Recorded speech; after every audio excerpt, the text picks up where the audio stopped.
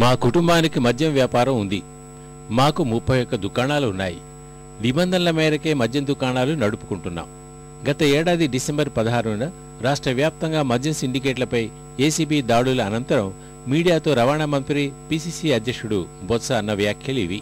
వాస్తవాల్లోకి వెళ్తే విజయనగరం జిల్లాలో ఉన్న మొత్తం 202 మద్యం దుకాణాల్లో ఆయన పేరున కానీ ఆయన బంధువుల పేరున కానీ ఒక్క దుకాణమూ లేదు. విజయనగరం పట్టణంలో ఉన్న మొత్తం 12 దుకాణాల్లో 11 ఆయనకు చెందిన వివిధ సంస్థల్లో పనిచేసే ఉద్యోగులు, సిండికేట్ కార్యాలయంలో లెక్కలు రాసే వారి పేరున ఉన్నట్లు ఈటీవీ ఈనాడు పరిశోధనలో వెల్లడైంది. వీరంతా పేదల జాబితాల్లోని వారే. కొందరికి తెల్ల రేషన్ కార్డులుంటే మరికొందరు ఇందిరమ్మ ఇళ్లలో కాలం వెళ్లదీస్తున్నారు. నిజంగా ఈ పేదలంతా దుకాణాన్ని నిర్వహిస్తున్నారంటే ఎవరైనా నమ్ముతారా? ఖచ్చితంగా నమ్మరు. మరి ఈ దుకాణాలు ఎవరివి? వీటిని ఎవరు నియంత్రిస్తున్నారు? ఇందులో వచ్చే లాభాలన్నీ ఎక్కడికి పోతున్నాయి? అనుమానాలు రేకెత్తించే ఇలాంటి ప్రశ్నలు విజయనగరం జిల్లాలోని మద్యం మాయాజూదాన్ని కళ్లకు కడుతున్నాయి. ఇక వివరాల్లో కొన్నిటిని పరిశీలిస్తే పెంకుటింట్లో నివసించే కలిశెట్టి లక్ష్మణరావుకు ప్రభుత్వం తెల్ల రేషన్ కార్డు ఇచ్చింది.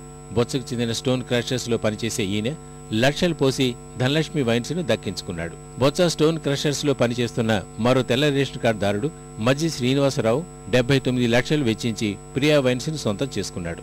బొత్స స్టోన్ క్రషర్స్ సహా బొత్స ఇంట్లో విద్యుత్ పనులు చేసే ఇందిరమ్మ ఇల్లు లబ్ధిదారుడు తెల్ల రేషన్ కార్డు దారుడు చెల్లూరు చిట్టిబాబు దాదాపు ₹1 కోటి పోసి 7 హిల్స్ వైన్స్ దక్కించుకున్నాడు. మద్యం సిండికేట్లో లెక్కలు రాసే బండారు స్వామినాయుడు అనే తెల్ల రేషన్ కార్డు దారుడు 89,17,000 కుమ్మరించి విజయలక్ష్మి వైన్స్ ను సొంతం చేసుకున్నాడు.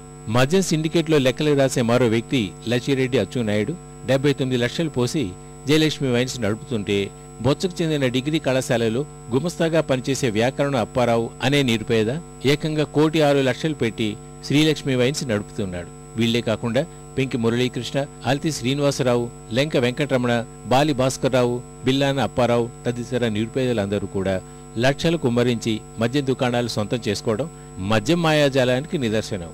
మరోవైపు ఈ దుకాణాల్ని దక్కించుకోవడంలోనూ దోపిడీ జరిగింది. సిండికేట్లు మరికొన్ని టెండర్లు వేయనీయకుండా బెదిరింపులకు దిగినట్లు ఆరోపణలున్నాయి.